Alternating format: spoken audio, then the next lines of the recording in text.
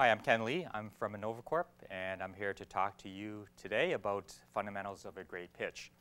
So up to this point, you've defined a problem, you've created the solution, you've articulated the solution.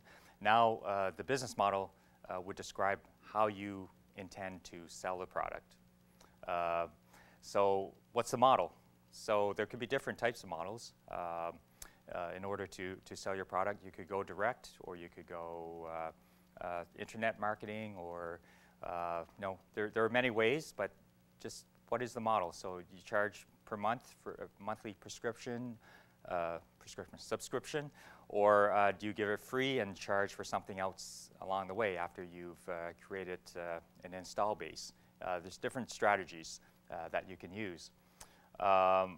You also want to talk about, in this business model, who the primary and secondary customers are. So who's your primary target market, and then who are your second ones?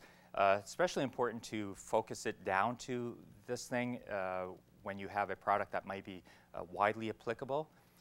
You don't want to get buried in, oh, geez, my product has a wide application.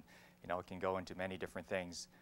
But if you can't articulate who your primary one or your secondary one is, it's just going to go over people's head, right? You want to show that you're focused, because your business model is really about how you're going to roll out this strategy, how you're going to dominate the world with this new thing that you've developed. So it just shows part of your go-to-market strategy as well when you define who you're going to be targeting. What are the channels to market? You know, how are you going to sell it? I alluded to going either direct or through internet, but you could also go through retail or systems integrators, or there's a whole middlemen, intermediaries who could carry your product, that kind of thing. That's an important thing to consider. You can't always go direct. Sometimes, most of the times, depending on the product, you have to rely on other people to carry it and to sell your product for you on your behalf.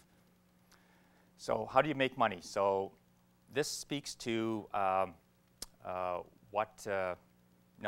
you're going to be selling it on a monthly or per unit or monthly, but you're going to charge for each transaction. You know, those are types of models that you want to talk about how the money's going to be made. So you also want to talk about pricing in this case, right? How much are you going to charge for things, and how much are things going to cost you?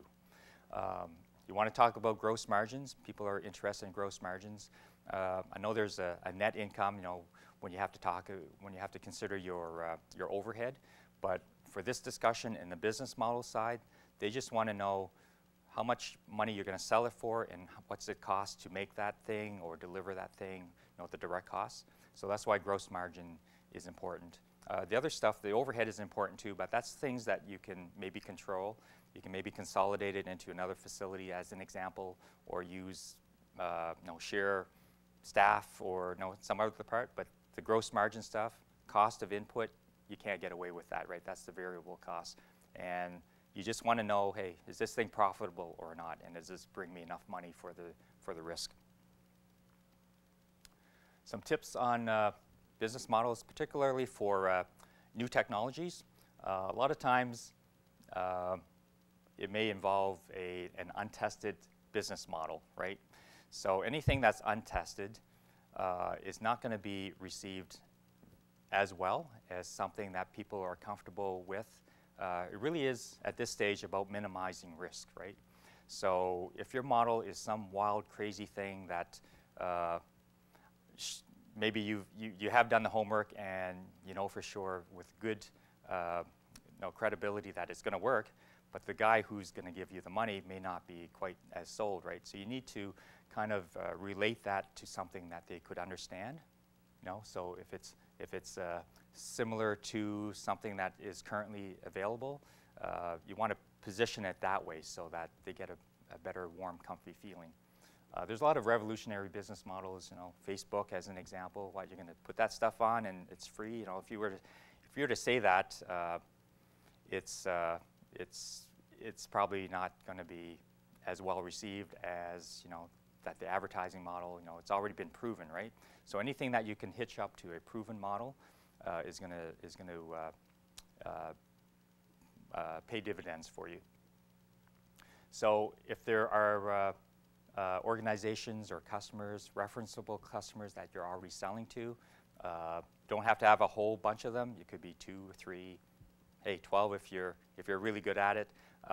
Just referenceable clients that are well-known brands that someone can say, wow, they're selling to those guys. Those guys are using it. Okay, well that's good for me. It's again about risk minimization, right? At this early stage. So if someone else is using, nobody wants to be the first guinea pig. So you need to find those early adopters who don't mind being guinea pigs, but use that to further the rest of the tribe, if you will, to come and follow.